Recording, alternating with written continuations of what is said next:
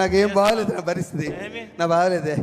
మొన్న వెంకట్రావు వాళ్ళ నాన్న, మన కాకినాడ వెంకట్రావు నానాజీ అన్న కాకినాడ నానాజీ అన్న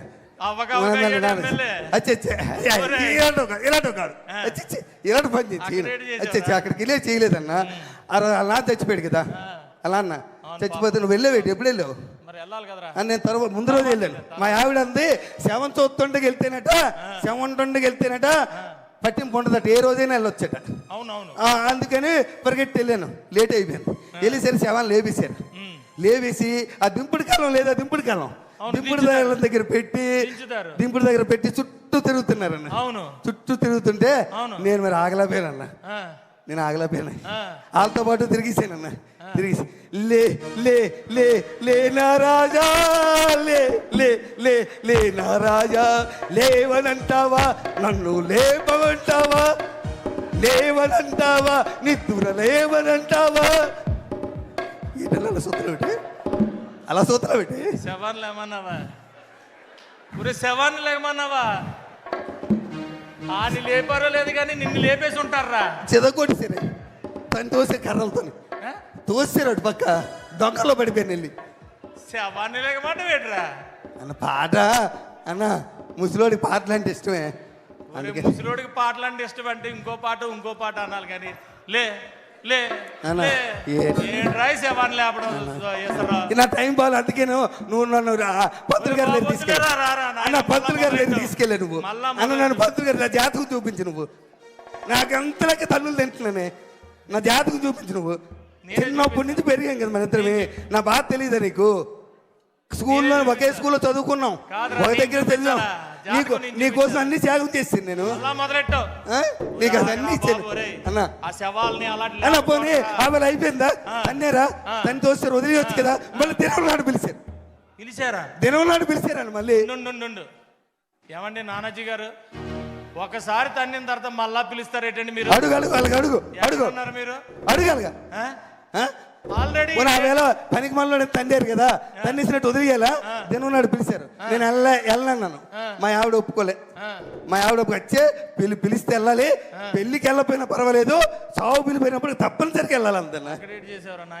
నేనేం చేయలేదు అదంతా అన్న. ఇలాగే ఉందన్న. బాగా చేశారు, టెంట చేశారన్న.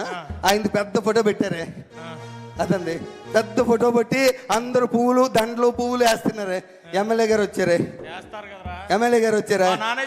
ఆయన కూడా వేసారన్న దండది పూలు. దండ వేసినాక అందరూ నిలబడమన్నారే. నాకు ఇన్వెంతలు దూరం నిలబడ్డాను. అదేంటి సభ ఏ సభది అన్న? ఏ సభ అంటారు? అందరు నిలబడి చేతులు కొట్టుకుని నిలబడ్డారు. ఏం సభది? ఏదో సభ నిలబడి సంతాప సభ గుర్తొచ్చింది. సంతాప సభ అన్న. ఆ సంతాప సభగా అందరు నిలబడమన్నారన్న. నేనేమనుకున్నాను తెలుసా, మొన్న బాధపడ్డారు కదా, ఈసారి మంచి ఆనందమైన పాట పాడదాం అనుకుని పాట పాడాను.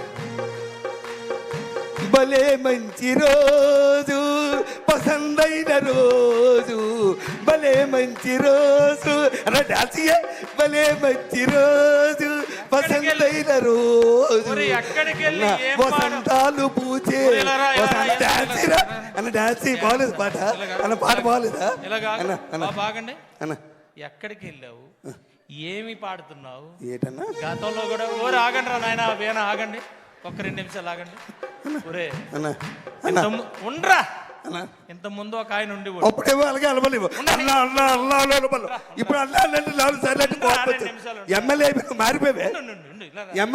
మారిపోయావు. గతంలో ఒక ఆయన ఉండేవాడు. చావుకి వెళ్ళినా, పెళ్లికి వెళ్ళినా, పేరంటకాలకి వెళ్ళినా ఎవడాడు 11 నెంబర్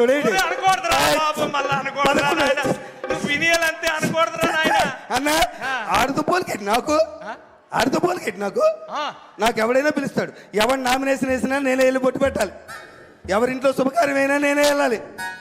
ఎవరింట్లో ఏదైనా నేనే వెళ్ళాలి. నా వాడికి తేడా ఇటే. నా టైం ఏం బాగోలేదన్న. అన్న నన్ను ఎవరు అర్థం చేసుకోలేకపోతున్నారు. ఎక్కడికి వెళ్తున్నావు, ఏం పాటలు పాడుతున్నావు, సమయం సందర్భం తెలియాలి కదా అన్న. నన్ను ఎవరు అర్థం చేసుకో. నువ్వైనా అర్థం చేసుకో అన్న.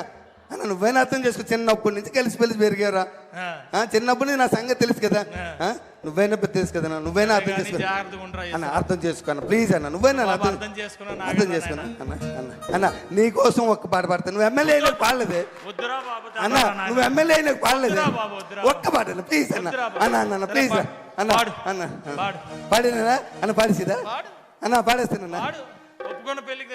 నీ పాపం పండింది, నీ పాపం పండింది, నీ భరతం పడతా చూడు. అన్నో అన్నో అన్నో అన్నో